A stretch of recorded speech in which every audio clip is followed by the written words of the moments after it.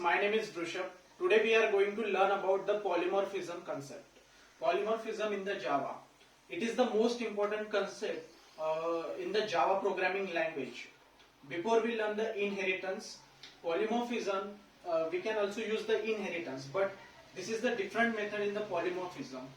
So polymorphism is the, as a word defined, the polymorphism, poly means the one and the morphism means the many, means the person, means the person which has the ability in the different forms. They have the different behavior. Single person have different behaviors. Like take an example, like one person has the father, he is also the brother, he is also the friend. He's have the many forms. So like that, the polymorphism also having the same concept.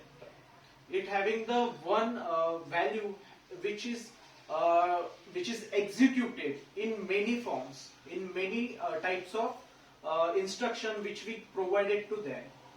So in this polymorphism method, we are having the two methods, which we call the runtime polymorphism and compile time polymorphism.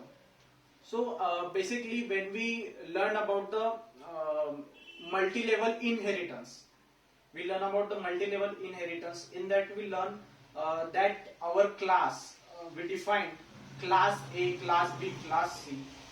In that our class B will inherit it to class A, and class C is inherited to class B, and class B inherited to class A.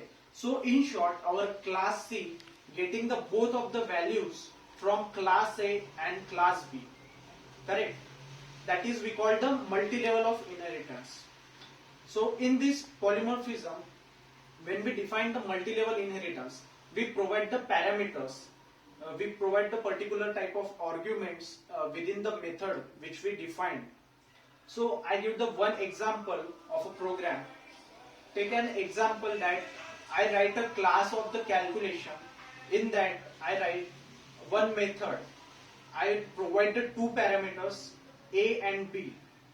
So I write in the one method, in the class A multiplication B.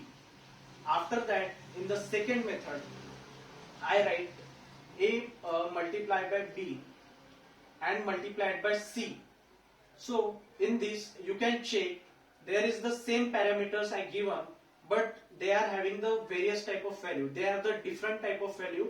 Their behavior is changed because I write the one word A, B and C. I included C in there. Also, if I can take it another way, we can take the example same like an integer and double. It is very easy to understand. So in the integer, I write that A plus B, which giving me the output in the integer form, and in the class B, I give it in the double as a double value. So another form is the point form. So suppose an example 2 plus 2, which is giving me the value in the 4, it is in the integer form. I converted it into the double, so it will give the value in me. It give me the output in the double form like 4.0.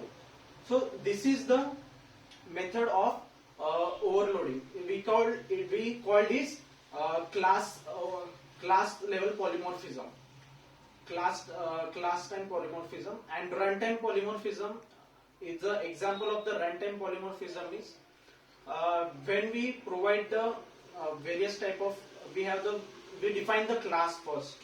Our class has the various type of methods. As we learned earlier in the multi-level of inheritance, our class is inherited the class A, class B.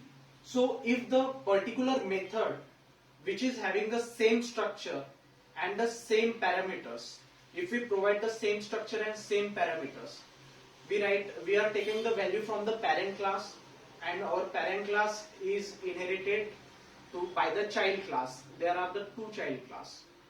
So if the child class will taken the value, it will be overridden. That is called the runtime polymorphism it provided. Overridden means it is taking the value from the parent class, but it will not reflect that value because of the overriding concept is there, and our child class will execute their parent class and it will show their value only. So this is called the runtime polymorphism. So that is the all about of the polymorphism concept. Thank you so much.